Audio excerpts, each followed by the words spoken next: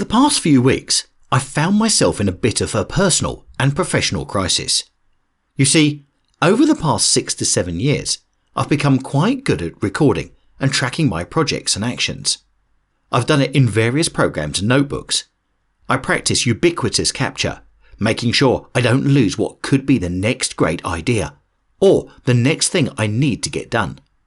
But much like a garden variety hoarder who saves every little thing they believe they might use one day, I've become surrounded by projects and actions that quite simply don't matter. And like that hoarder with a house full of collected trinkets and trash, I simply can't bear to part with them. So they stay on my list. And the list of projects and actions keeps growing and growing. And it's killing me. When you have collected numerous projects and tasks in whatever system or list you use, what tends to happen is a kind of mind suck. Every time you glance at that long list in an effort to figure out what to do next, you freeze, like a deer in headlights. You freeze, get overwhelmed by all that stuff, and you run far away from it. And then the list becomes useless, and even the important stuff in that pile of otherwise useless projects and tasks gets ignored. As a result, you become unproductive and feel terrible because of it. But there is a way out. Greg McKeown, in an interview on the Art of Charm podcast, offers a very helpful practice. One that I'll call the 100-Year View. Here's how he describes it. Every quarter, someone should hold a personal quarterly offsite. You schedule somewhere between half a day and a day, and you're asking all the big questions. What are my 3 to 5 most important life goals? Actually, I've gone even further than that.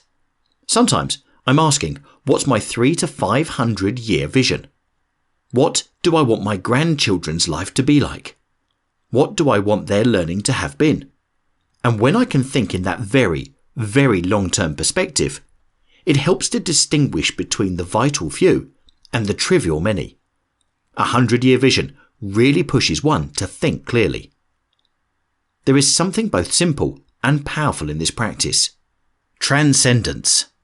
In the noise of the day-to-day, or even week-to-week action of life, we tend to narrow our focus to only the immediate or urgent things. What's in front of us now, or what needs to be taken care of very soon. It makes you become reactive instead of proactive, and you exist as a kind of stimulus, response machine, merely taking the inputs of the world and spitting out your outputs. You lose the intentional, purposeful spirit of a person doing big things over the long term. Thinking from the viewpoint of a longer timeline, about your grandchildren's lives, and about your legacy, you come to adopt a different view. The things you thought were big look small, because they are small. It reminds me of a very useful metaphor to help you think from that transcendent 100-year mindset.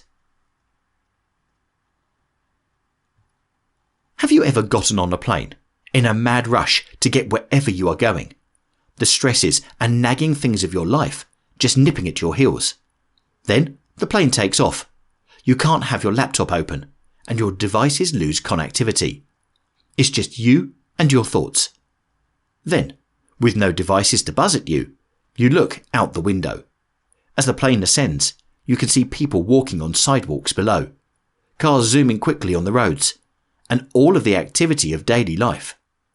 But after about 20 seconds, you are several thousand feet up, and all of the activity of the world below has faded into a peaceful landscape, speckled with clouds and rays of sunshine. Suddenly, things look and feel different.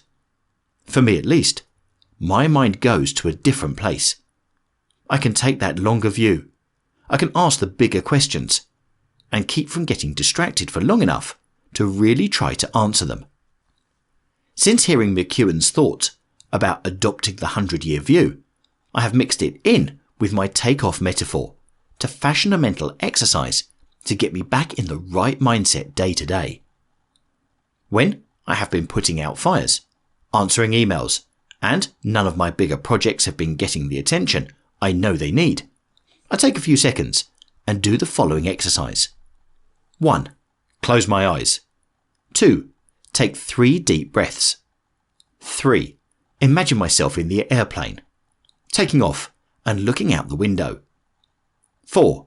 I ask myself, which of the things I'm stressing about now will have an impact that people still feel 100 years from now? The answer to that last question is usually none. And while I never simply neglect everything that's not a huge project, it helps me not to worry so much about the little things. It also encourages me to put just a little bit of time into the bigger things, the things that will matter 100 years from now.